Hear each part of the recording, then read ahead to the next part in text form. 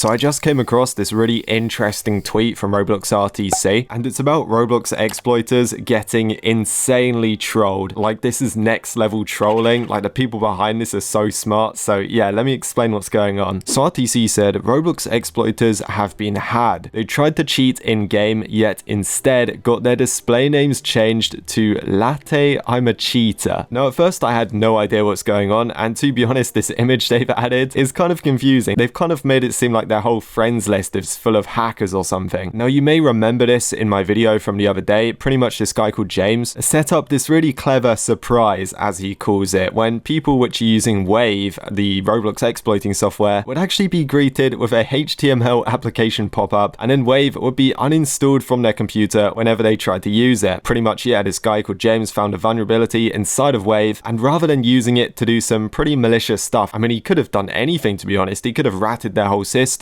Well, instead he just decided to give them a second chance and actually uninstall Wave, so uninstall the exploits from the people's computers. And then obviously a few days later, or a few weeks later I guess, we had the whole Roblox ban Wave thing, and people were blaming Blockstrap, and as we know, that got quite frustrating because you don't get banned for using Blockstrap. Silly exploiters were using Wave and Solara and all of this kind of stuff, and they were just going, oh, it's Blockstrap's fault, when in reality, nope, it was their fault for using exploits. Anyway, back onto RTC's tweet. They've kind of done a similar thing to what they did with Wave, but this time it's with Solara, and RTC said instead of uninstalling their cheats, which Latte Software's a security research company had done last time, they opted to trigger Hyperion on them and changed their display name to Latte I'm a Cheater. And you can see all of the changed display names here. Oh my god, we've got to check that out. Oh my god, this has done more damage than I thought. And also guys, this is highlighted like a serious issue. This amount of people are exploiting in Roblox games. I mean, potentially some of them are working on their own projects and doing their own stuff inside of baseplate games or whatever, but obviously many of these guys, maybe even 90 or 99% of them, are literally hacking in games to spoil people's fun, ruin the game, get more points or whatever, or